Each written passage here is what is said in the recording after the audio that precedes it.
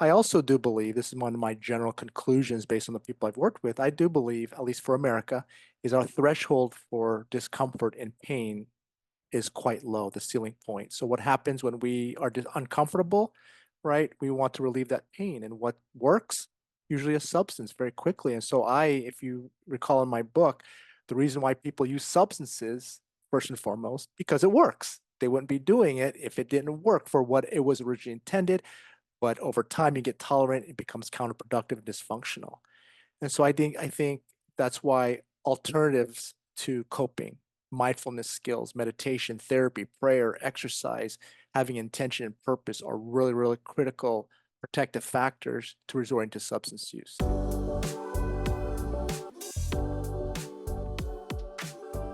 There's a moment in our past that maybe seemed insignificant at the time, but ended up Hmm. changing the trajectory of our lives. And so, why don't you tell us about this emotional conversation you had with this Oh person man. that totally changed your life? You know what?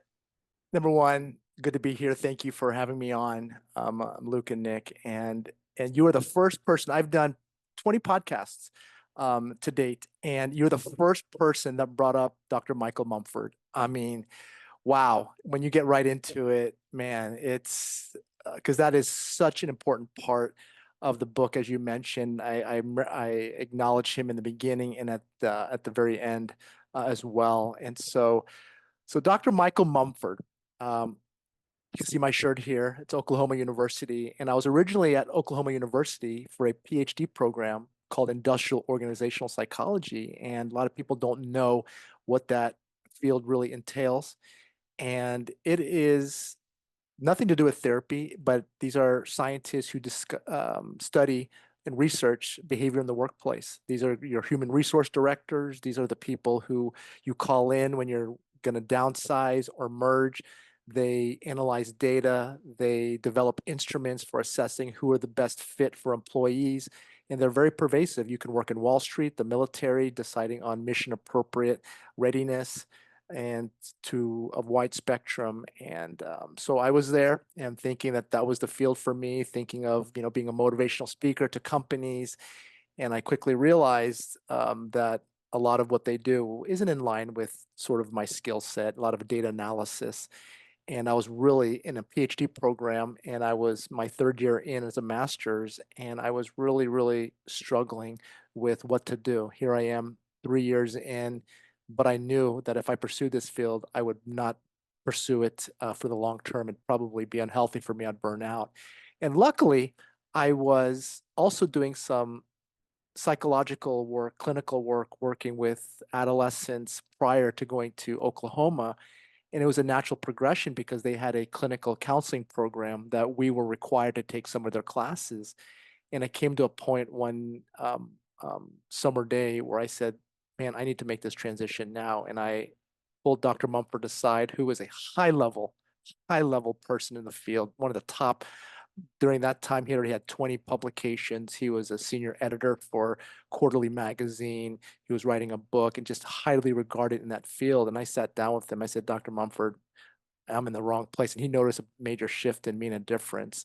And so we talked about it. And long story short, the conversation transitioned to I think I'm more of a clinician helping people than being a scientist on this level.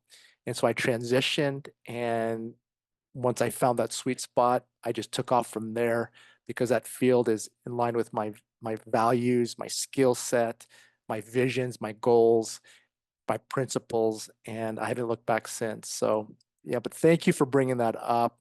That is a really, really poignant part and transition in my life, and he was a huge factor in that. From he went from this hardcore scientist to no no messing around to I saw this other part of him that was like wow. And he was he was a father to a young child as well, and so I saw this different light of him, and I really indebted to him.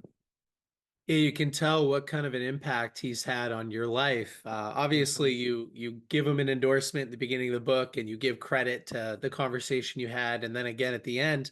And as I was reading it, I felt like, wow, this is a mentor who changed a life. And I think that you are now a mentor changing the lives of a lot of people. Can you share with the Book Thinkers audience from your own words sort of what you do today, and also at the tail end of that, why you decided to write this book. I'm sitting here today with Ken Rusk, who has done hundreds of millions of dollars in business. He's also sold tens of thousands of books and changed countless lives. We're sitting here today because he is sponsoring today's episode. So Ken, tell everybody about your course. Well, thank you. I built a course called The Path to a Successful Life. It's designed around trying to get somebody unstuck. You know, sometimes you're feeling like you're kind of stuck in where you are and you're not really sure what you want your life to look like or how to go about getting it. Well, for the cost of about dinner and a movie and maybe the time you spend on a weekend, you can exactly what you want your future to look like and how to go about getting it. You know the power of vision. That's why you watch podcasts like this. So click the link below, get signed up, and let me know what your experience is like.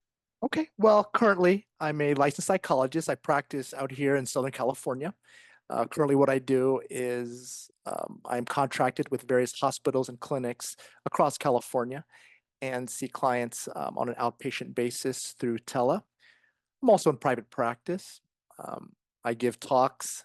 I'm also, for about 15 years, providing a support group through the National Alliance on Mental Illness. And so really, really spreading the word on mental illness is really huge for me. I do specialize in insomnia. I work a lot with substance use disorders and now family crisis intervention. And what I mean by family crisis intervention, back to your question, Nick, is that's the impetus of this book. What I had found out there working with a lot of these families are are that a lot of them are stuck. They're paralyzed with fear and guilt. And you have these loved ones who are struggling for chronically for years and decades.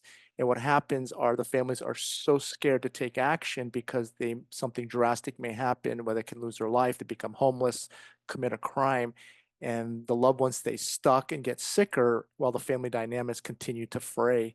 And I thought in my work that there's already something out there like it. That no, there's got to be a manual out there. There's got to be a way to get people help. I can't be the first person to do it. And I was talking to clients and family members, and after a while, they said there's nothing out there.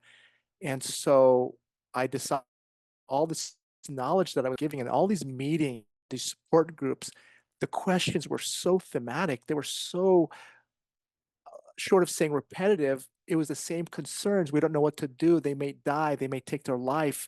We're scared. You know, we'd rather have them at home struggling with alcohol rather than on the streets getting victimized. And and my their inquiries were very thematic, and so were my responses. And some people would ask me, "Hey, Dr. Brian, do you have this in a pamphlet? Do you have a slide presentation?" And finally, I realized after one person in my support group said, "Hey, do you have this in some type of a manual? If not, you should." And that's where it started. And I talk about it. The pandemic of 2020 was the impetus to me writing it because during that day of March on a sunny day, I was getting all these cancellations. As you recall, the world's changed. And I said, this is the time because I had thought about this book well before 2020, before the pandemic. But as you know, life gets to you. And finally, that was the time where I was sitting at my desk, looking at my window, blank screen, and I just started typing that conversations that I had in it for 6 weeks straight, for about 7, 8 hours a day. I wrote the book because it was all these conversations that were in my head, and it was already structured in my head and didn't realize it. So, so it's hopefully to keep families, instill hope, and hopefully get them unstuck and know that they still have power and they can still get their loved ones back. So powerful. I love when I hear a story about someone who wrote a book that they just kind of connected in. One of our good friends, Stephen Pressfield, he wrote a book, The War of Art. You may have heard of it. He talks about connecting to the muses, and that's his view of you're connected to this higher thing which just flows through you and you just get it all out. And it sounds like yours came from a lot of different conversations that you've had over the years. And I'd love to understand, what is your relationship with mental health? Meaning, is it something that you have struggled with, or is it just something that you have seen others struggle with and you've just learned how to help them get out of it? Does that make sense? A little bit of both. I think every family now, according to the National Alliance of Mental Illness, 1 in 4, 1 in 5 people struggle with some type of mental health condition. And I think that everyone can relate that they have a family or family member, or if not, maybe someone in their intimate circle of friends who has struggled on various levels. And Unfortunately, nowadays, those struggles are very heightened with people struggling severely with substance abuse to the point where they can lose their life through an overdose, to suicidality if their depression and struggles are not maintained, to even general anxiety disorder where people are so anxious that they're not able to work, they're not able to associate with people. So on various levels on that, myself, and during that time, I struggled with the reason why I got very interested in insomnia is for about 3 months during that program, I was not sleeping. I was probably averaging about 1 to 2 hours of sleep a night because of the stress and racing thoughts and confusion of what I needed to do. And I remember that so vividly. And now I really, really appreciate people who are severely sleep deprived. It takes a toll, emotional, and physical. And I'm surprised I lasted that long of 3 months straight. And I could just see the impact that it has. And so that's on a personal level. And on a family level, family and friend level, people struggle. Sometimes culturally, we don't talk about it that much. But I think over these years, especially in America, with the advent of social media, we've definitely been destigmatizing mental health, and we've been talking about it more, which gives people permission to talk. I just posted a story on Instagram from the lead singer of Imagine Dragons. I don't know if you ever saw that, and it was so impactful that I posted a story. I don't know if you ever saw it, but he talked about the reason why Imagine Dragons was created was it was creating this false narrative because he struggled with depression. And so all of that's where Imagine Dragons came from was spreading the word of healing and mental health and staying resilient. And that's where Imagine Dragons came from. It was this imaginary narrative that they tried to create. And he talked about get out there, find help. He said, I've lost too many people who thought their life wasn't worth living, and I'm not doing that anymore again. And so those are the people, the impact people. That's the impact I want to have is giving destigmatizing mental health and giving people permission to talk. Because if one person on that level validates and normalizes mental health, boy, can he save lives. That speech alone can save thousands, if not many more lives. Thank you for sharing. I hadn't heard that Imagine Dragons story, but now I want to do a little bit of a Mhm. dive into that. That's very powerful. I agree. I love when especially celebrities of a certain status share vulnerably stories like that. It's so cool. Um, I'd love to know why do you think people, why do you think there's so many people that struggle with substance abuse today? And it seems like, I don't know what the stats are, but it seems like more and more people, or at least more and more people are talking about it or coming forward of struggling with these different substances, whether it's Yeah. alcohol or something extreme like heroin. Why do you think there's so many people that struggle with substance abuse today? Various reasons, and a great question to ask, Luke, and it's a very pervasive one. Is first and foremost, the first thing that comes to my mind is accessibility, right? The accessibility is there. We have alcohol that's legal. Now we have marijuana that's legal, and in many forms, edibles to vaping. It is so accessible. There's no screening, as you may know. A child can order edible THC brownies, and it gets delivered on their front door. Fentanyl is a huge issue where people are dying, and we think it's only people who use fentanyl they die of overdose. Those are lots, a growing increase of accidental overdoses, right? That someone comes across um, and and they die from it, and it takes very very little to be able to succumb to dying from fentanyl overdose. But accessibility is definitely one of them, one of the issues, and just the way they transmission, like I said, through mail, through other means, and then now with technology, there's so many variants of substances, right? There's so many different substances out there that you can create synthetics.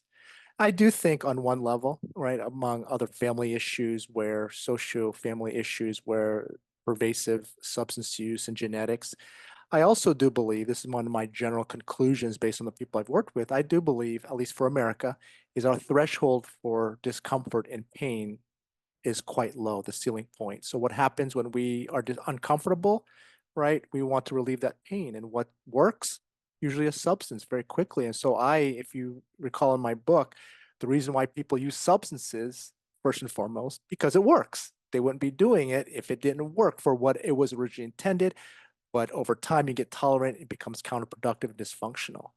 And so I think that's why alternatives to coping, mindfulness skills, meditation, therapy, prayer, exercise, having intention and purpose are really, really critical protective factors to resorting to substance use.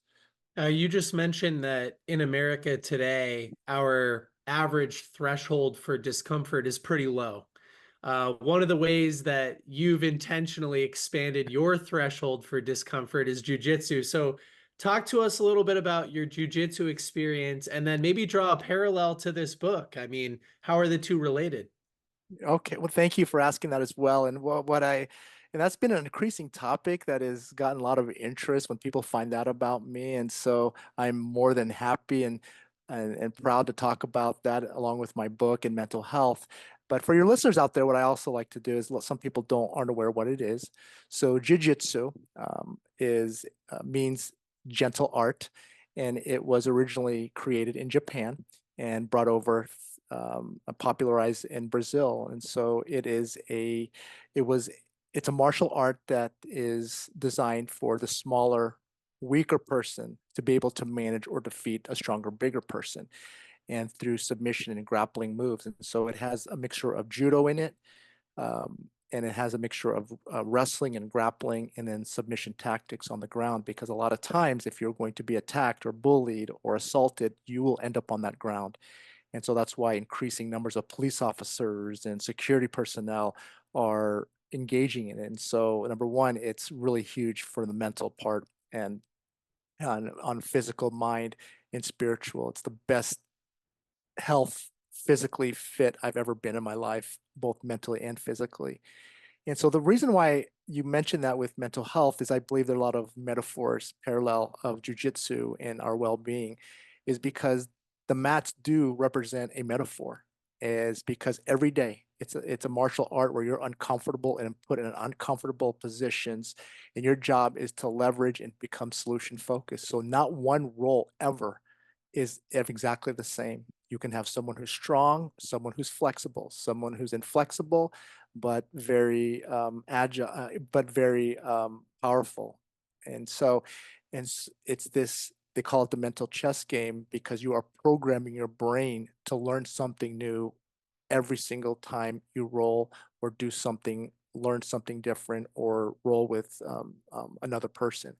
And so I do believe that a lot of metaphors is because putting yourself in uncomfortable situations is critical to people's mental health, is that's what we do. Unfortunately, the marriage percentage in our country isn't great. And I believe on some levels, when something's uncomfortable, we bail, we check out, whether it be a job, oh man, the job's a friendship, a romantic relationship. And I believe there's legitimate reasons sometimes where we just have to disconnect from that. But I think there's a lot of room for us to navigate through discomfort and come up with solutions. And so that's one of the biggest parallels I find with jujitsu and mental health.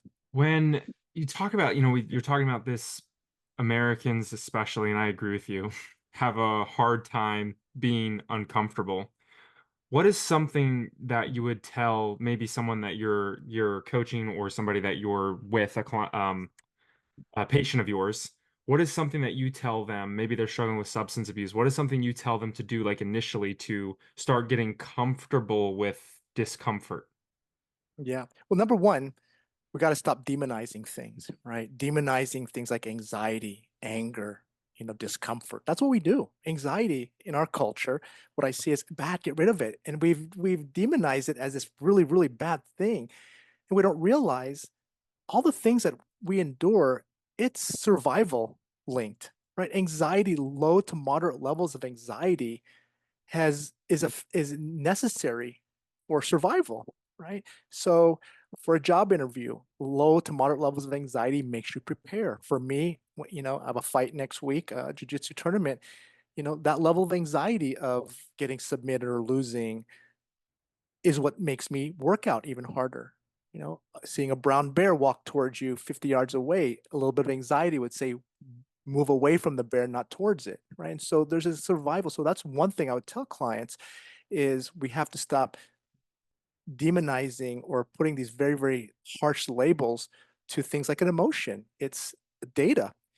That's one thing. And then I would encourage them is to slowly move towards that center of discomfort, because when you move away from something, the more powerful it gets, right? And that, if you're familiar with um, phobias, in vivo exposure is like a live exposure. You gradually expose yourself to that triggering event where it's like a ladder where you maintain a level of control of yourself mentally and physically so you can move towards interacting with that triggering um, um, anxiety provoking object, person, place, or situation.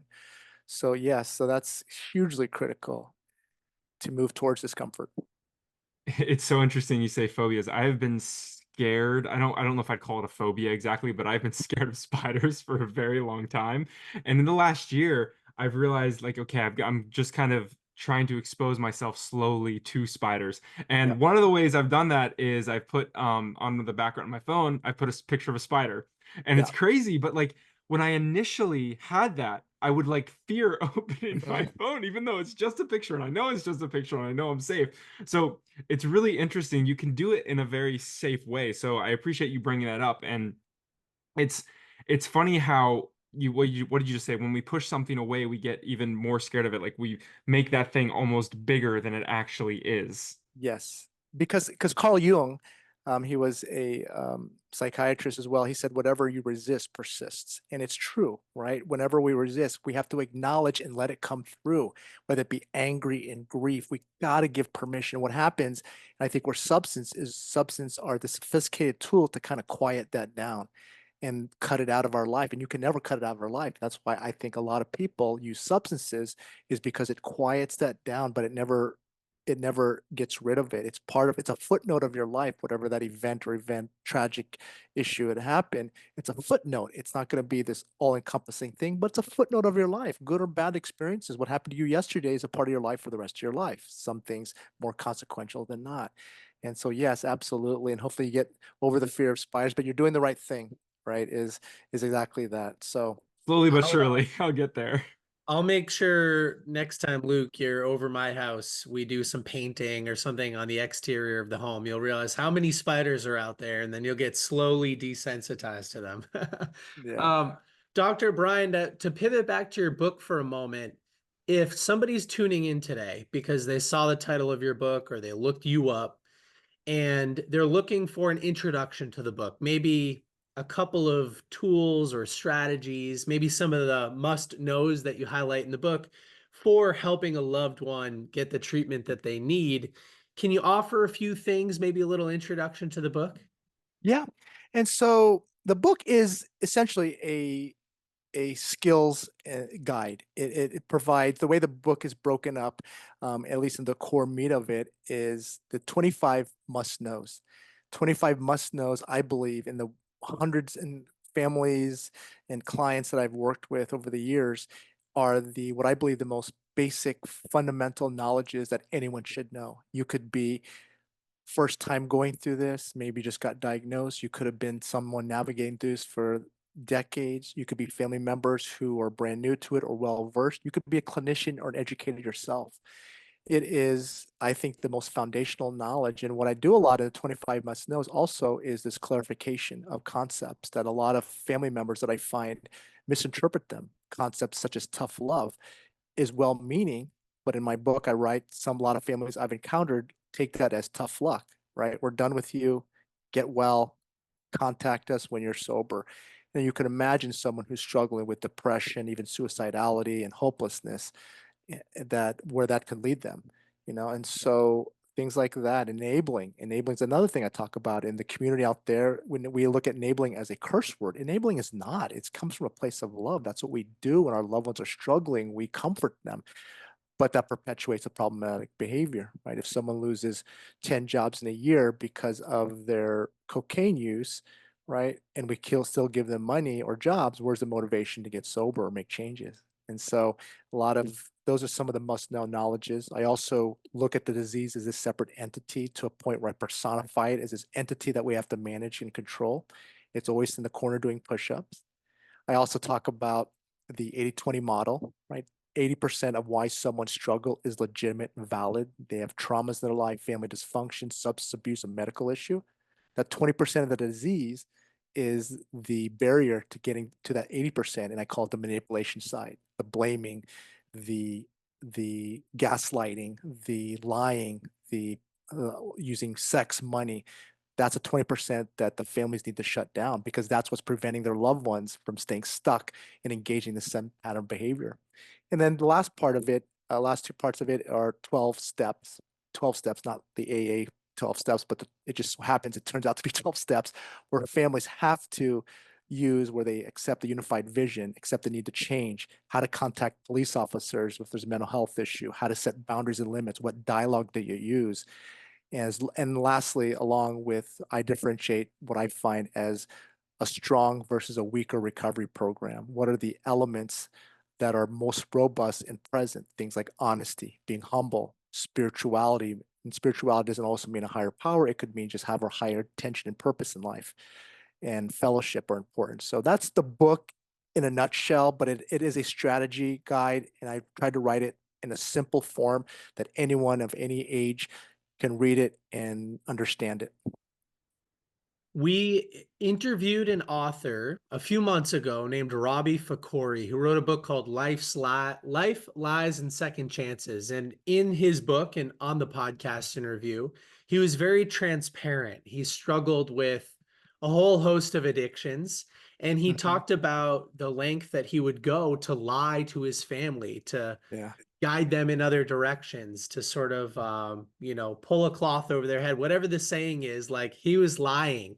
Can you talk about, like, if there's somebody in the audience today and they have a family member who's struggling and constantly lying about the addiction or the substance abuse, what are ways that you can start that conversation?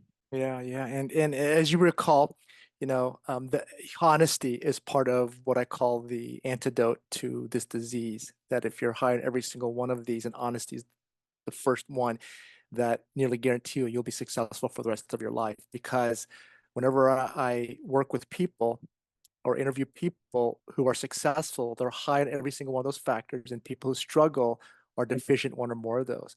But honesty is the first impetus to change, being honest with yourself and others. Because if you're not honest, you're harboring secrets. And those secrets turn into resentments, which are unresolved anger, and resentments almost always, no matter what, turn back on yourself. But what I would tell families is put down the tug of war rope. That's what happens a lot. Like, your job isn't to find out what's truth or not. Did you use? No, you didn't. I saw you, or you're acting funny, and they engage in that battle. And that's where you want to put down that tug of war rope. What I talk about is some of the language you use is to validate, means to acknowledge someone's truth. Is, hey, we care about you. We're here to help you. It's just that what we're doing hasn't been helping.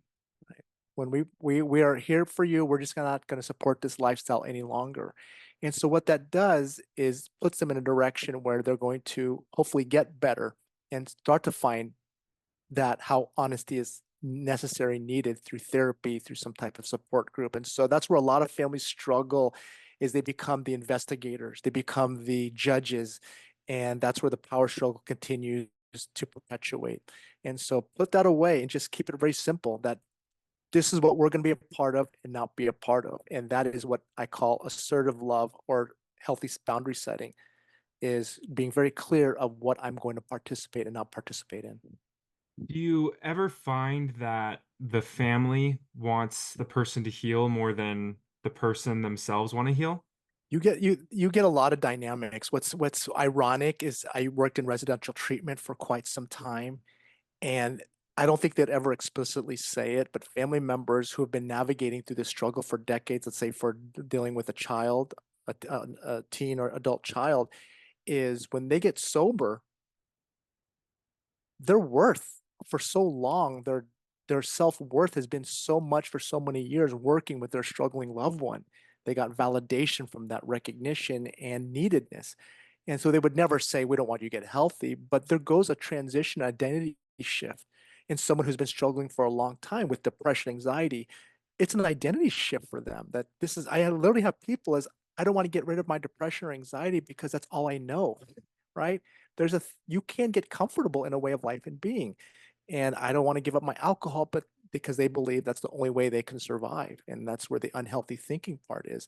But but absolutely, that's definitely that struggle, but definitely don't get into that power struggle because that disease, that's what it wants. It likes to bifurcate the family. It wants to fracture the family and isolate them one on one. And that's why that unified vision is critically important. And that's how you disempower that disease.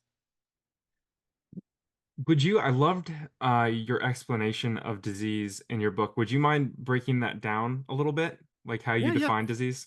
Yeah, yeah. And so there's no unifying definition of disease in the medical model, right? There really isn't, even in psychology, psychiatry. But I take it a step further, is a disease is any entity or entities. That could be a person, place, situation, or thing that's been chronic, meaning long lasting, and causes impairment in on area or areas of our life. So in that sense, we all have a version of a disease. Okay. A disease, of course, can be diabetes, hypertension, alcoholism, depression, post-traumatic stress, bipolar disorder, cancer. But disease can be things like racism, if that causes problems in your life, jealousy, hedonism, which is this seeking pleasure, materialism, which is seeking, materialistic things. That's your version of your disease. So therefore, we all have a version of a disease. Therefore, we're all in some form of recovery. The first thing we think of recovery is, oh my gosh, what medical condition did you suffer, or what substance you struggling with?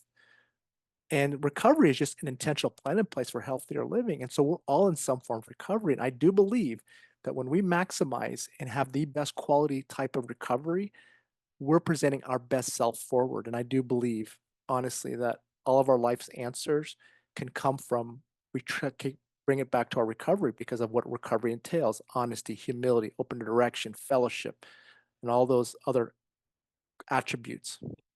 As we're getting towards the end of the show today, and by the way, you've provided a lot of value and insight, and I've already given my testimonial a couple of times on social media for this book, but I think for the right person, this is the solution. It's the guide.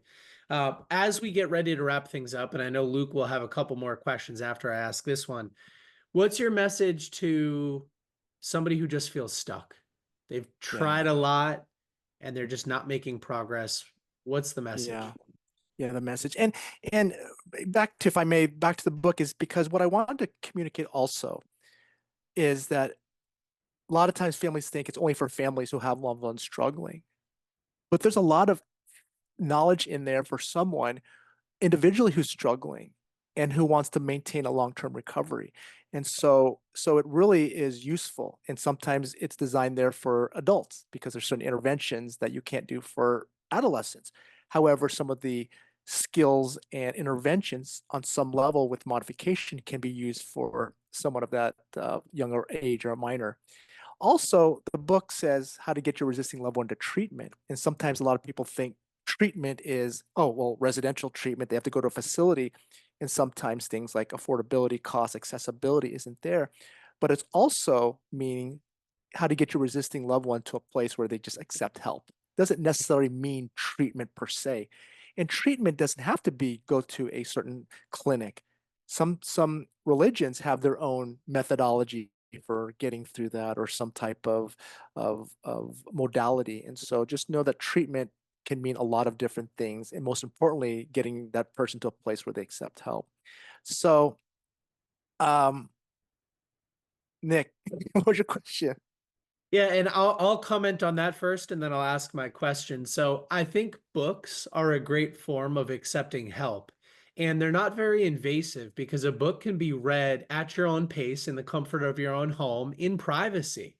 You can go through it at your own pace. And I think a lot of times gifting a book like this to somebody and allowing them to self-pace through it could be a great way of saying, I'm looking to help you. I don't want to be too pushy, but I think that this book could help you in a major way. So yeah, I love that it's written like that. And I do agree it's for families, but it's also for somebody who might be struggling themselves. So my question was, if there's somebody in the audience today that has a resisting loved one Got it. and they're just feeling stuck, what's your message for that person? My message for them, yes, as you were talking, I remembered your question. So my biggest thing is have hope. I've worked with a lot of dysfunctional, toxic, chaotic families and people struggling. The reality is I worked with people who attempted suicide 48 hours before coming into clinic, someone who's having a psychotic episode because of they've used too much of a substance and they're hearing voices, to people who are homeless who committed a felony crime. And even those is that this disease can fracture the best of families. But the recovery process, and I've seen it over, has brought families closer together because of what it requires. It requires everybody in that intimate unit to do their part, right? To work 100% on their shared responsibility, because it's not about who did what. If we're all invested, we have to assume an equal shared responsibility, one work 100%, because there's a saying, you didn't cause, you can't cure it, you can't control it, but you've perpetuated in some form or fashion. And so that's one thing, Nick, I want to tell family members is, and individuals, is have hope, right? You can be at the most bottom of feeling helpless and hopeless, but the process really does work. Asking for help, reaching out. The first thing you got to do is you got to tell on yourself. You got to say, I need help. I can't do this anymore. And that's the biggest message I want to tell people. There's solutions. You just got to look for it, and there's people willing to help you. This has been such an amazing episode. I have 2 more questions that I'll ask Sure. you. And the first is, where can people go to find out a little bit more about you? And we'll make sure we link all of it in the show notes. Sure. Well, I have a website. It's drbrianlicuanan.com. You will find a little bit about me, my practice, my book, and all of my media appearances, TV shows, podcasts, articles are featured there. I'm also on Instagram at Dr. Licuanan and on TikTok at Dr. Licuanan as well. So those are some of the ways you can definitely find me. And I'm trying to post mental health shorts every week to help. I'll probably clip some. We had some great conversations today. A jiu-jitsu one for sure I'll clip. And then, of course, the mental health ones. Amazing. Well, we'll make sure we send everyone there, and don't worry, people, it will be spelled out in the in the show notes. When I was looking at your name, I was like, oh, Licuanan. I don't know if anybody could quite spell Yeah. that, but thankfully we have technology to be able to do that. All right, my final question for you, Dr. Brian, is this. If you pass away and all the information that you put out, the books, courses, everything, the speaking gigs, whatever you've done, disappears, but you can leave the world with a single piece of advice, what would it be? Ooh, save the good one for last. My one is find your intention and purpose and be an impact person. That's what happened to me when Dr. Michael Mumford came to me, and that realization is how to find my impact every day, right? Is how to impact on a bigger scale through what are my intention and purpose and goals in life. And that to me has been my driving force. This is the things that I love, is because I know hopefully I'm impacting someone, whether it be one person at a time on a grander scale. And that gives me my drive and purpose. And it gives me the hope in ourselves and humanity in and of itself. So that would be my biggest takeaway. That's beautiful. I think another book needs to be written on that. It's such a great perspective, though. I love the impact. That's amazing. Anyway, Thank I won't you. keep you any longer. Thank you so much for coming on the show today. This has been a blast. I know we could have talked for another couple hours probably, and just listening to you. You've been great. Thank you both.